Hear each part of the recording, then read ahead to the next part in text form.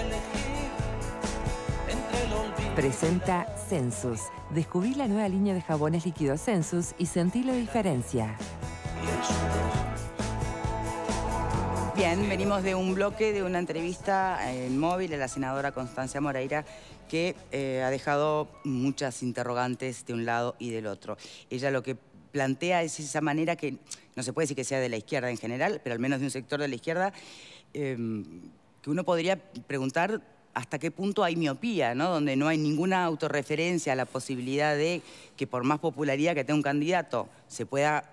eso no lo hace inocente, tampoco culpable, pero tampoco inocente, ¿no? Y asimilar el caso de Brasil, asimilarlo a otras situaciones de personalidades de izquierda en América Latina. Bueno, yo no sé si eso no genera un debate por demás interesante.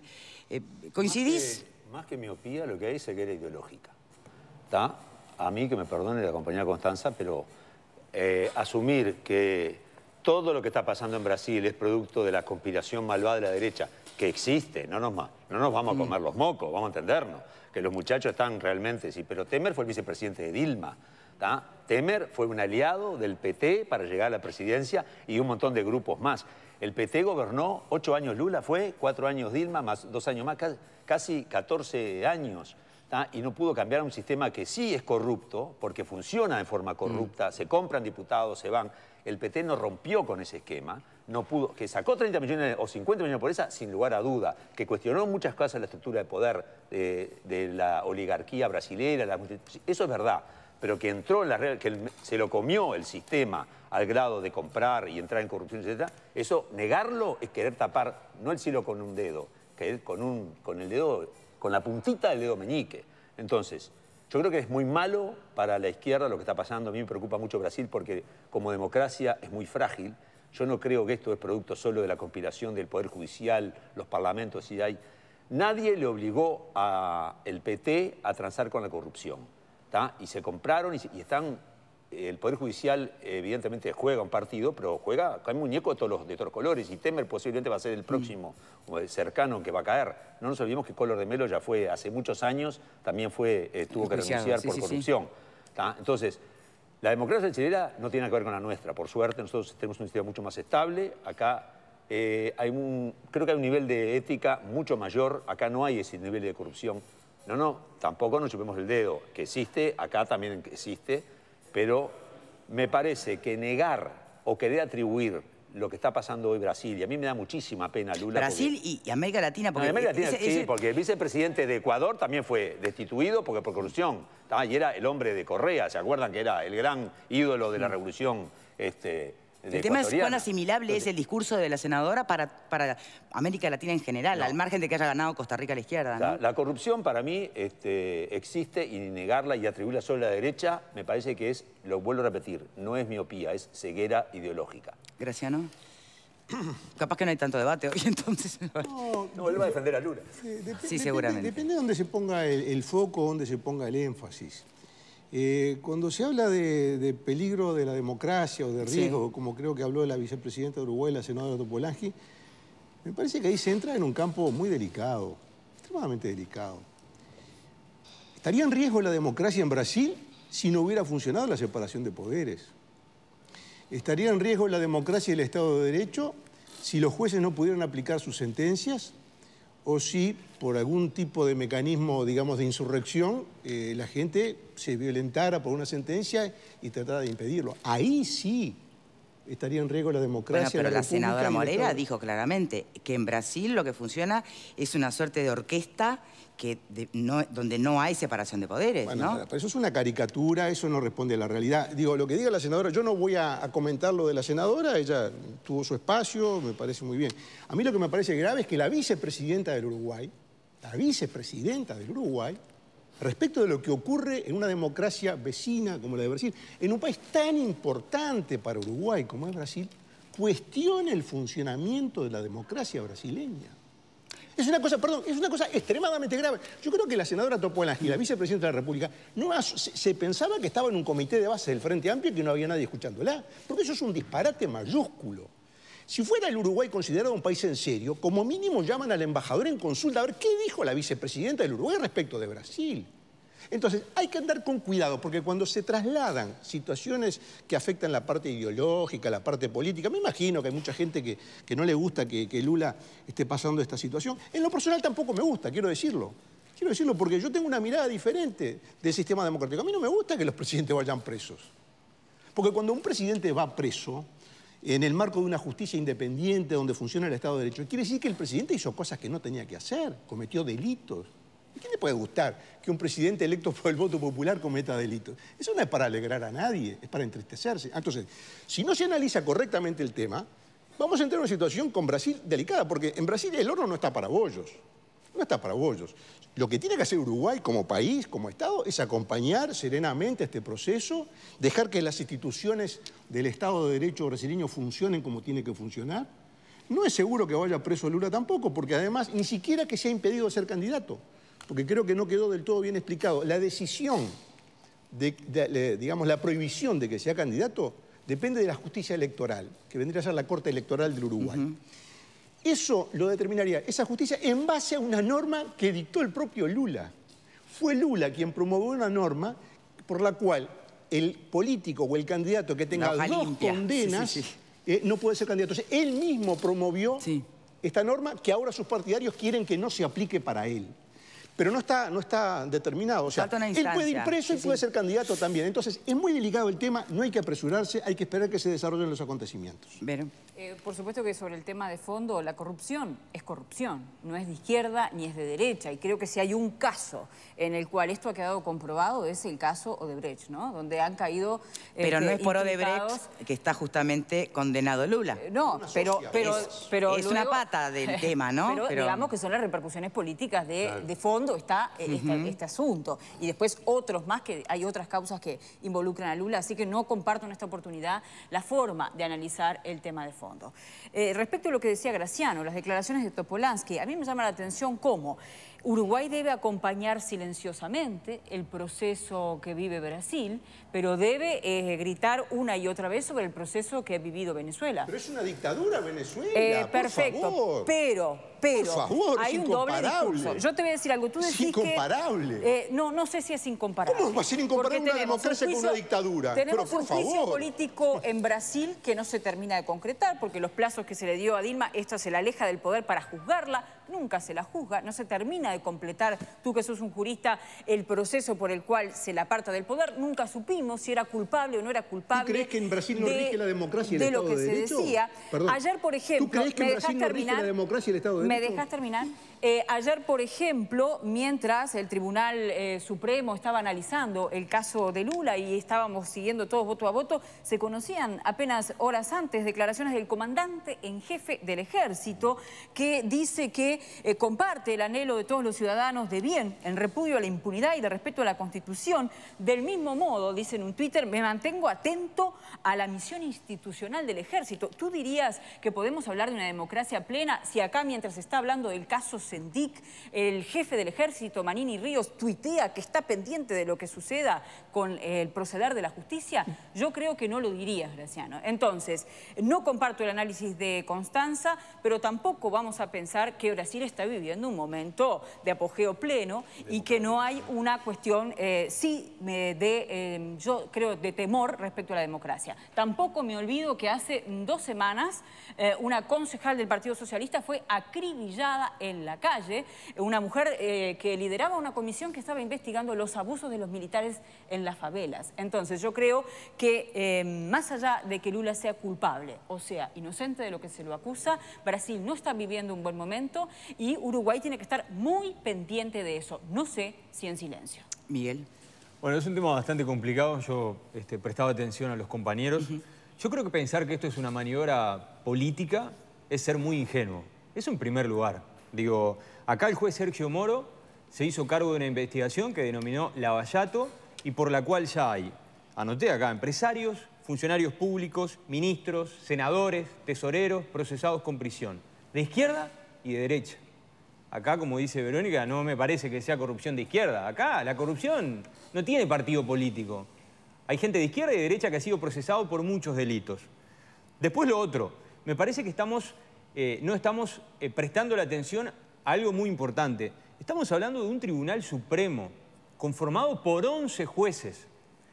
¿Qué resolvieron? ¿Si Lula es culpable o no? No resolvieron si Lula es culpable o no. Acá la justicia o la investigación judicial ya encontró pruebas suficientes para investigar a Lula. Hay pruebas suficientes para investigarlo. Acá lo que se decidió es si Lula acompaña el proceso de esta investigación en prisión o en la libertad. No, por eso está claro, por eso el proceso no está terminado en contra de Lula. El tema es cómo reaccionan. También es cierto, la senadora Moreira no es la voz de la izquierda, ¿no? Es un sector dentro de la izquierda. Lo mismo que cualquier político de derecha que se pudiera consultar en este momento tampoco representa toda la derecha. Son opiniones.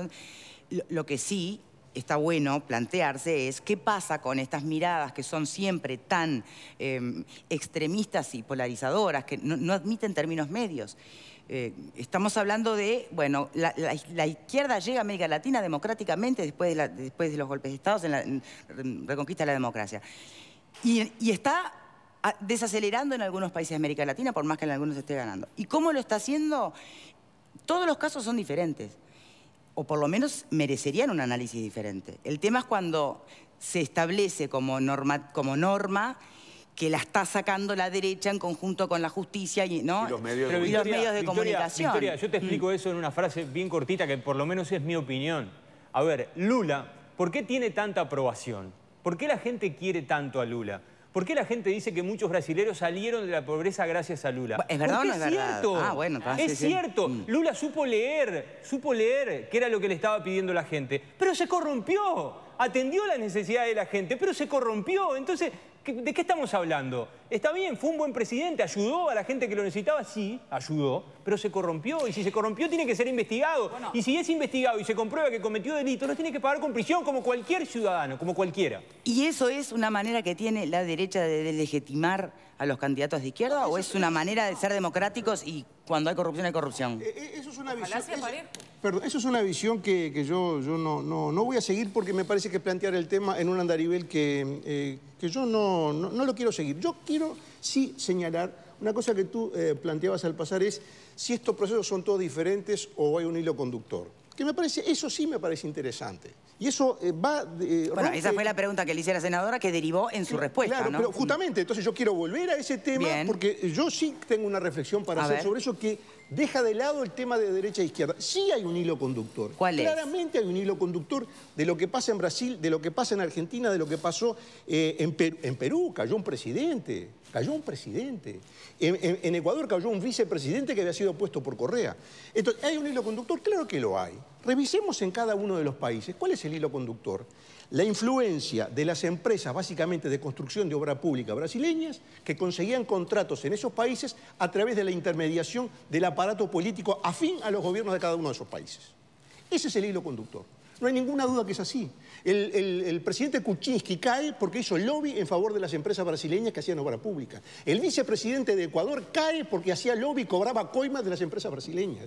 El apartamento de Lula era de la empresa OAS, que se lo da a Lula, la misma empresa OAS que fue patrocinada por Lula en un viaje al Uruguay y que fue patrocinada por el gobernador de Minas Gerais, Pimentel, también en un viaje a Uruguay. Claro que hay un hilo conductor. El hilo conductor del poder corruptor del dinero de las grandes empresas brasileñas aliadas al PT. Es mentira que el PT enfrentó a la oligarquía brasileña de las grandes empresas. Se alió, hizo una alianza para hacer negocios en América, en Cuba, en Venezuela y en África. Esa es la realidad, está demostrada, 1000 veces demostrada. Entonces, no podemos poner esto en el andarivel de derecha o izquierda. Tenemos que ponerlo en el andarivel de gobernantes honestos, probos y aquellos que usan el poder para beneficiarse ellos y sus amigos. Bien, tribuna, Fede. Bueno, acá. Yo creo que el tema principal es que la izquierda llega a los distintos gobiernos, a los distintos países de América Latina, porque los gobernantes que estaban de los partidos tradicionales de derecha, principalmente vinculados a la derecha, hicieron desastres en toda América Latina. Y lo que vienen asumiendo luego que ha pasado la izquierda, siguen haciendo desastre y después del discurso de que se están robando todo, lo que pasa es que la población cada vez termina más pobre y sí denunciado también los gobernantes de derecha. En el caso de Lula, este caso del Supremo Tribunal Federal es el segundo caso que en Brasil se da de que una persona que no hay pruebas sobre él, que se está siendo investigada, termina se dice que puede estar preso mientras que espera el proceso. Porque en Brasil lo que se estila es que todas las personas, es lo mismo que ahora a partir del nuevo Código del Proceso Penal, que si no hay pruebas pero en el 2016 se hizo una votación especialmente distinta sobre este punto. Que con dos instancias ratificadas se puede iniciar. Pero es el único caso.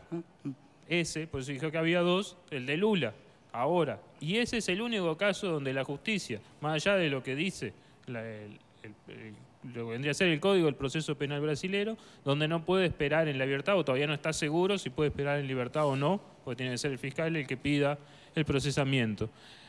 ¿De qué se lo acusa a Lula? En realidad lo único que está es que si el apartamento es de él o no es de él. Y no hay ninguna prueba que el apartamento sea de él. No puede ser que podemos analizar y tal vez la justicia entienda, una justicia independiente, de si es culpable o no es culpable de las cuestiones que se le acuse, como puede pasar sea de izquierda o sea de derecha o sea cualquier persona común y corriente. El problema es que los distintos gobernantes, legisladores, diputados, senadores, legisladores, dirigentes políticos, principalmente de Uruguay, no puede ser que para mirar un caso de un país miren con determinado cristal y para mirar de la otra situación de otro país miren con otro cristal. Bien. Porque en Venezuela no hay dictadura, se está aplicando lo que dice la Constitución y la justicia venezolana. Pero a ver... Si se puede decir que en Brasil se está aplicando y que es independiente... Desde algunos sectores se plantea que no hay independencia de la justicia en Brasil. Y desde ese mismo sector no se cuestiona la falta de independencia de la justicia en Venezuela. José Luis. Sí, ese es uno de los análisis que me parece que Graciano no quería ir por ese lado, ¿no? Y a mí justamente lo que me lleva es a eso. Primero, partiendo de la base de que acá hay un proceso judicial que está siendo utilizado para eliminar a un adversario político. Que les guste o no les guste, es el principal candidato de Brasil que tiene la mayoría hoy por hoy en tendencia de votos para ser presidente nuevamente. Y más allá de los logros que haya tenido o no, están eliminando a un adversario político a través de un proceso judicial. Entonces la otra pregunta es, ¿no nos preocupa a nosotros que determinadas poderes judiciales empiecen a sobrepasar a los otros poderes así porque sí? Si no hay un cuestionamiento de ese lado, y creo que hay un cuestionamiento. Hace muchos días que nosotros tratábamos temas como y recuerdo que uno de los invitados hablaba del famoso lawfare, ¿no? Es decir, la nueva tendencia que se da es que juristas están analizando justamente de cuando se utilizan a los procesos judiciales como herramientas justamente para eliminar a los adversarios políticos. Y vaya coincidencia, porque todo lo que es el proceso judicial que se dio en Brasil, ya lo decía Federico recién, el único elemento tiene que ver con el apartamento, no tiene nada que ver con Odebrecht ni nada por eso, más allá de que haya arrancado relacionado, no tiene que ver con eso, tiene que ver con un apartamento que las pruebas no están, nada se acredita de que Lula efectivamente sea el propietario de ese apartamento, y sin embargo, pese a eso, ayer una Suprema Corte, lo que sería la Suprema Corte nuestra, ¿no? De 11 miembros, terminan 5-5, prácticamente como está el país, ¿no? 5-5, hasta que la presidenta, tuvieron que votar a ver si la presidenta podía definir o no, porque hasta eso tuvieron que votar ayer, claro, porque nadie se quería quemar, ¿no? Nadie se quería quedar en el 5-5. Porque tradicionalmente esa Suprema Corte queda en un 5-5 y queda nada. Bueno, tuvieron hasta que votar para que la presidenta pudiera definir. ¿Y qué termina definiendo en un 5-5? Y lo mismo, que Brasil está dividido en este tema. Y en realidad terminan discutiendo hasta del principio de inocencia. A nosotros, los uruguayos, si vemos a un ministro discutir como discutía ayer, como planteaba el principio de inocencia, ¿no nos da vergüenza? ¿Nos da garantías eso? ¿Por qué le tiene que dar garantías a Lula una Suprema Corte que está discutiendo de que el principio de inocencia no es tal porque supuestamente se va perdiendo en el correr del transcurso de los tiempos y de los tiempos procesales? ¿Por qué tiene que pasar eso con un principio de inocencia en un proceso para el cual Lula todavía no está terminado? Ligia. Sí, me encanta porque a veces hablamos del ataque a las instituciones, ¿no? Que a mí no me gusta hablar de instituciones, me gusta más hablar del ataque que se le hace a los trabajadores y al pueblo. Pero, entonces, ¿no tenemos que investigar la corrupción? Como por las dudas de no atacar las instituciones, no investigamos la corrupción. Cualquier parecido con la realidad uruguaya es pura coincidencia, porque no es un argumento que escuché por primera vez y hablando solamente de Brasil. Y a veces decimos también, la senadora decía que la derecha gana espacios. Pero ¿por qué está ganando espacios la derecha? Porque la izquierda los está dejando. Son espacios que la izquierda, entre muchas comillas, está perdiendo porque está dejando en el camino muchísimos principios y muchas prácticas, está tomando prácticas de derecha. Y sí, tal vez que haya habido una carnada, hay una carnada muy grande, pero ¿qué pasa? Acá picaron los peces de derecha y de izquierda también. Fer. aclarar en primer lugar que me parece que la situación de Brasil a nadie le puede alegrar. Me parece que es una situación triste que, como muchas otras del continente, que justamente como americanos no tenemos que celebrarnos y sí tenemos que preocuparnos. Ahora, a mí lo que me preocupa es que yo vengo escuchando a lo largo de todo este discurso que la derecha hizo que... A ver, la derecha le dijo a Lula, metete en esto, metete en estos negocios. No, nadie... No es una jugada de que la derecha lo hizo aceptar el apartamento o hacer determinados negocios ilegales. No fue la derecha, fueron ellos los que se metieron. Y sí, esto no es renegar la cantidad de gente, es como decía Miguel, la cantidad de gente que Lula sacó de la pobreza. Hay que saber separar la paja del trigo. Lula hizo muchas cosas bien, Lula, si cometió un delito, tiene que ser juzgado como cualquier otro ciudadano y acatar las consecuencias que la justicia tiene preparadas para eso. Es sencillo, es no fanatizarse y saber diferenciar el blanco del negro. No tiene por qué ser todo malo ni todo bueno. Cabría preguntarse si los candidatos presidenciales o los más populares en un país tienen derecho a delinquir impunemente.